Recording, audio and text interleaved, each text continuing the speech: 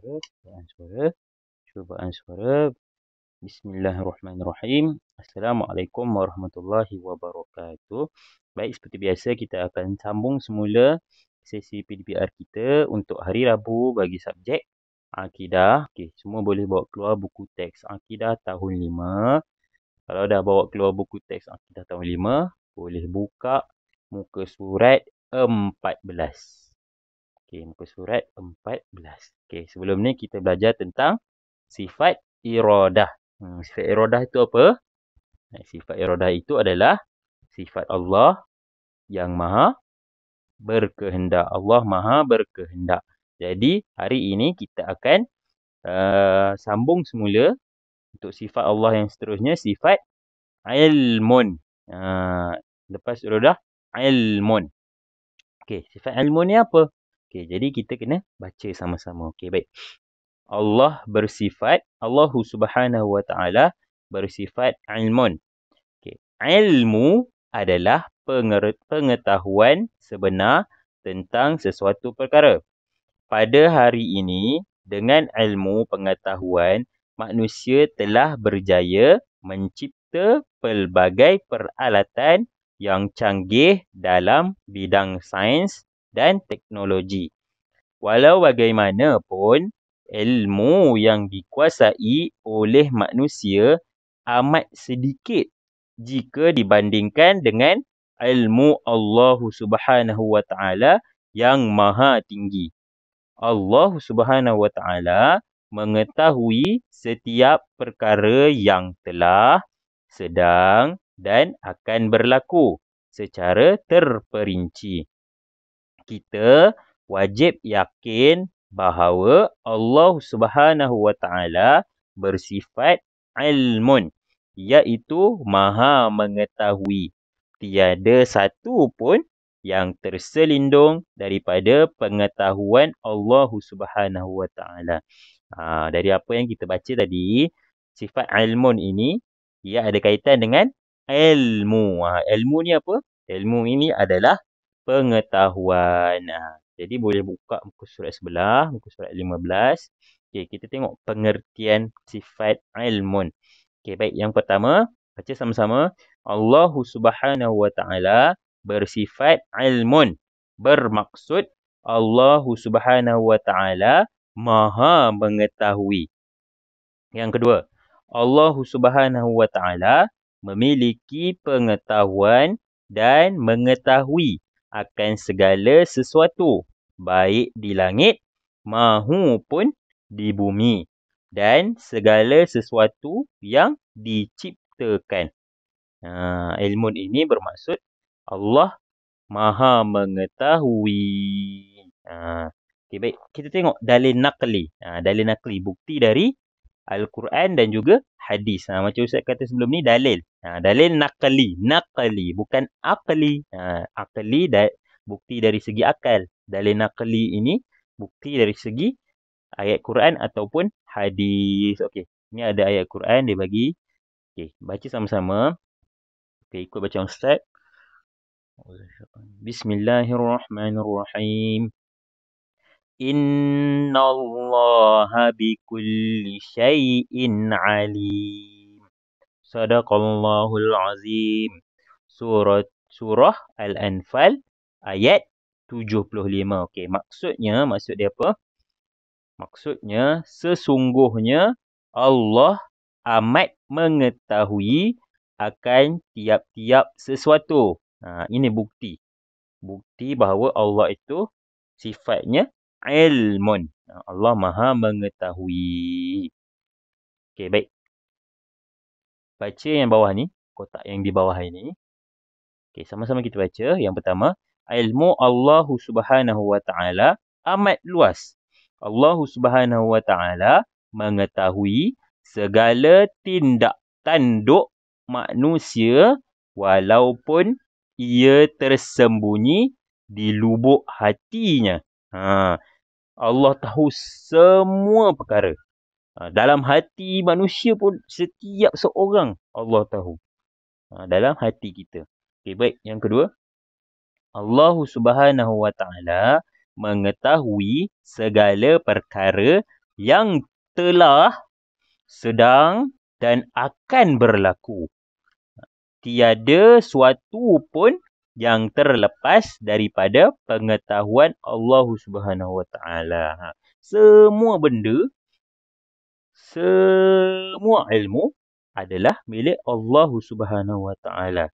Yang sains-sains yang kita belajar, macam mana proses fotosintesis, macam mana keadaan di luar bumi, ada oksigen tak, ada udara tak, ataupun ianya vakuum. Macam mana berlakunya gempa bumi, macam mana nak bina komputer, macam mana nak bina robot dan sebagainya. Itu hanyalah sedikit saja daripada ilmu Allah. Sedangkan ilmu Allah besar, luas lagi. Tak ada sempadan pun. Okay, baik. Boleh buka muka surat sebelah. Ada lagi ayat Al-Quran. Okay. Boleh sama-sama ikut. Bismillahirrahmanirrahim. Wallahu alimun. Wallahu alimun bizatis sudur. Sadaqallahul azim. Surah At-Taghabun ayat 4. Okay, maksudnya. Dan Allah sememangnya mengetahui segala isi hati yang terkandung di dalam dada. Okay, ni tadilah ada. Yang kedua tadi kan, Allah mengetahui segala apa yang ada di dalam hati setiap manusia. Okay, baik. Tadi kita dah baca tentang dalil nakli, bukti daripada Al-Quran ataupun hadis. Jadi kali ni kita akan baca tentang dalil akli, bukti dari segi akal bahawa Allah ini maha mengetahui. Okay, baik.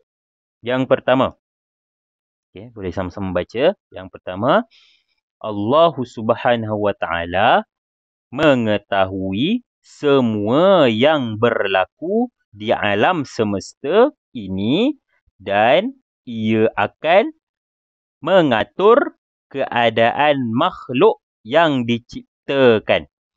Okey, yang kedua, sekiranya Allah Subhanahu Wa Taala tidak bersifat ilmun, nescaya ia tidak dapat menjadikan alam ini dan segala isinya termasuk manusia, binatang, cakrawala dan lain-lain. Okey. Dalil akli ini, cuba bayangkan kalau Allah tu tidak bersifat ilmun, maka kita pun tak ada, bumi ni pun tak ada, alam semesta pun tak ada. Jadi wajib bagi Allah bersifat ilmun. Kalau tidak, macam mana Allah nak ciptakan segala-galanya? Macam mana ada bumi? Macam mana ada langit? Macam mana ada udara kalau Allah tidak bersifat ilmun? Jadi sifat ilmun adalah sifat wajib bagi Allah. Sebab Allah yang ciptakan segala-galanya ni. Jadi mustahil bagi Allah tidak bersifat ilmun. Okay. Baik. Kita teruskan pada muka surat 17. Okay, muka surat 17. Hukum mempercayai sifat ilmun. Okay, yang pertama, umat Islam wajib mempercayai Allah Subhanahu Wa Taala bersifat ilmun. Jadi kita wajib beriman yang mana Allah itu bersifat ilmun. Okey, baik. Yang kedua, wajib pada syarak bagi tiap-tiap orang mukallaf. Okey, gariskan mukallaf, bulatkan mukallaf. Okey, keluarkan, tulis dalam rumi MUKALLAF. Tulis dalam rumi, mukallaf, mengetahui serta mengaku di dalam hatinya bahawa Allah Subhanahu Wa Taala bersifat ilmun. Jadi wajib orang-orang yang mukallaf. Orang-orang mukallaf ni apa? Orang-orang Islam yang cukup syarat. Dia itu mestilah berakal dan sebagainya. Itu adalah mukallaf. Nanti Ustaz terangkan. Okey, baik. Yang ketiga, Allah Subhanahu Wa Taala tidak bersifat jahil ataupun jahlun. Dalam maksudnya jahil. Jahil dalam bahasa Melayu jahil, dalam bahasa Arab jahlun. Jahil ni apa? Jahil ni kalau bahasa kasarnya kurang cerdik. Bodoh lah. Jadi mustahil bagi Allah bersifat jahlun, jahil. Mustahil. Allah tidak bersifat jahlun. Tidak. Okey, baik. Okay, dekat bawah ni ada perbandingan ilmu Allah dengan ilmu manusia. Kita pun ada ilmu juga. Yang kita belajar, yang kamu pergi sekolah, belajar membaca, belajar mengira. Itu ilmu juga, ilmu manusia. Ilmu Allah dan ilmu manusia. Ilmu manusia ni pun dari Allah juga. Cumanya kita tengok perbandingan, perbezaan antara ilmu Allah dan ilmu manusia. Okey, kita tengok sebelah ini ilmu Allah. Okey, dan sebelah sini ilmu manusia. Kita baca dulu ilmu Allah yang pertama. Ilmu Allah Subhanahu Wa Taala tiada permulaan. Bagi Allah tak ada permulaan. Ilmu Allah ni tak ada permulaan. Tetapi ilmu manusia ada permulaan. Ada permulaan. Kita mula-mula belajar apa?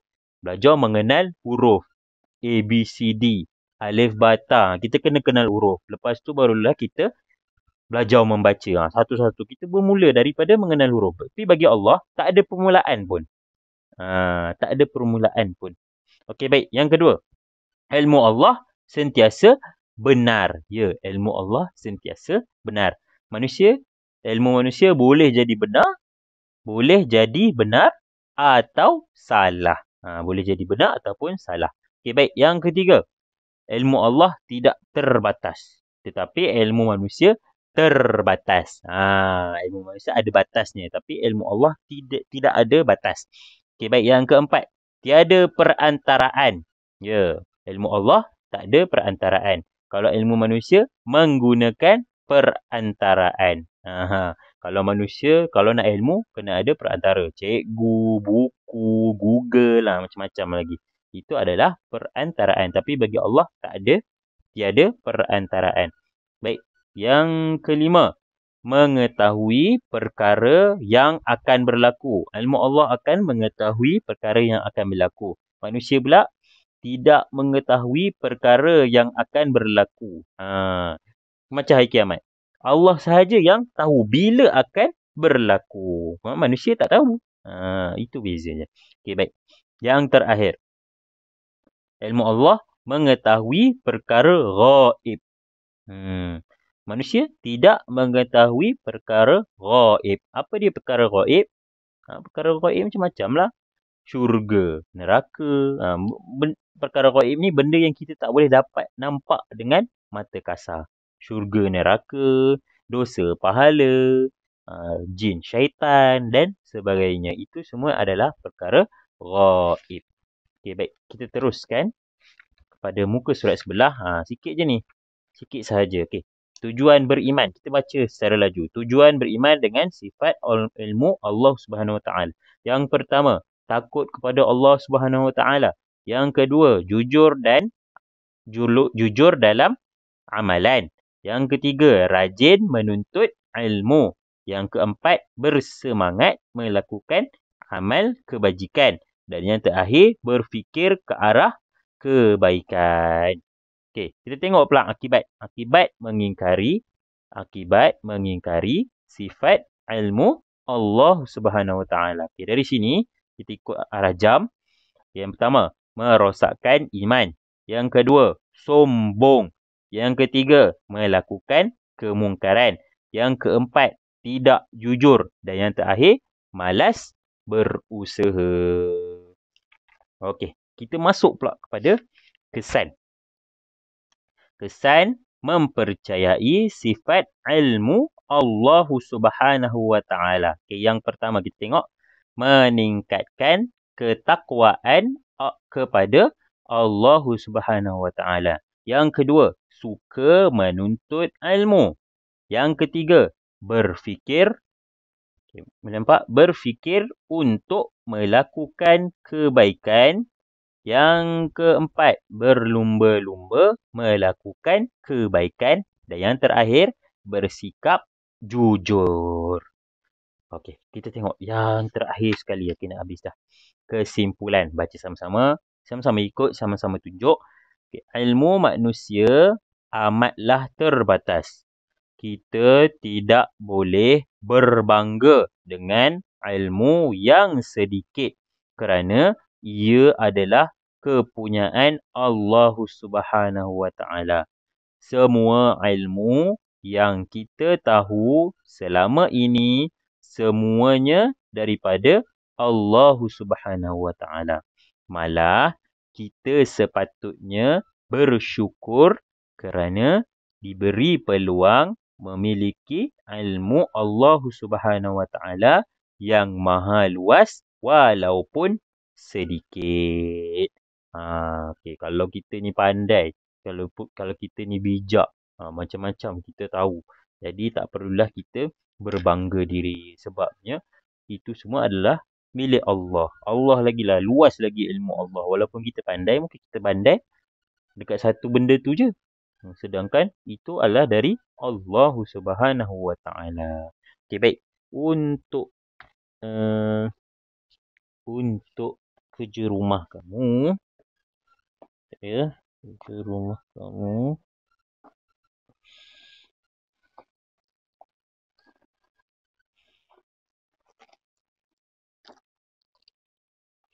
Okey, untuk kerja rumah kamu, sifat ilmu ke surat 10. Okey, baik.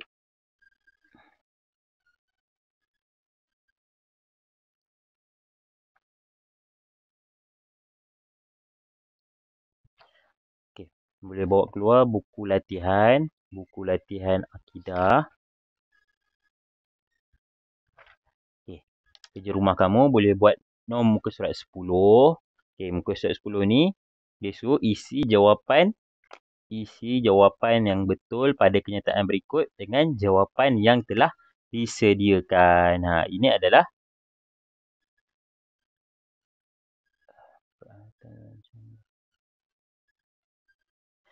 ini dia suruh isi semula. Kataannya dia dah bagi. Jadi isi semula pada tempat kosong. Isikan bagi ayat itu kita boleh faham. Jadi kamu kena baca dulu apa yang sesuai. Jangan main letak je. Kerja-kerja sebelum ni semua main letak je.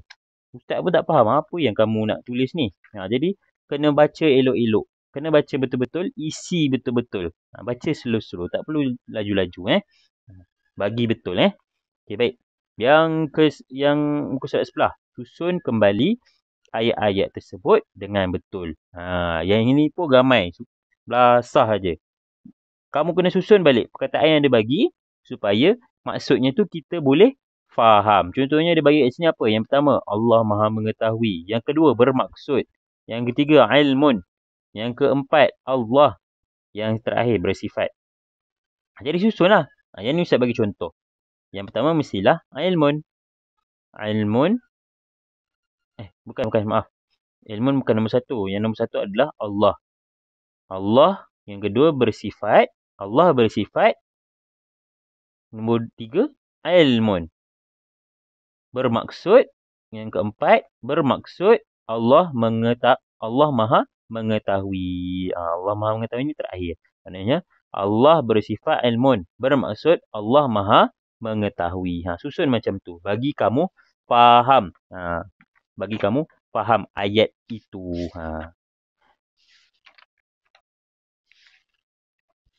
Okay, baik. Yang seterusnya. Muka surat 12. Dia suruh susun semula. Suratul Anfal. Yang ini dalil naqli yang kita bacakan tadi. Ada pada muka surat 15. Ada pada muka surat 15. Tengok rujuk yang ini. Yang kotak ni. Suratul Anfal. Ayat 75. Atas ni ayat dia. Dan bawah ini kamu kena susun maksudnya. Rujuk pada yang ini. Yang ini. Dan muka surat 13. 13 yang terakhir. 13 yang terakhir. Yang ini kamu boleh rujuk muka surat 16. Atas ni dia suruh bariskan saja. Ikutlah barislah. Ikut dan maksud dia kamu pun boleh salin balik maksudnya dan dia suruh kamu berikan 3 dalil akli yang menunjukkan Allah bersifat ilmun. Salin je balik yang ini. Dalil akli ini. Itu sahaja untuk kerja rumah kamu dahulu. Yang belakang-belakang ni nanti kita buat. Okey, sekian saja. Assalamualaikum warahmatullahi wabarakatuh.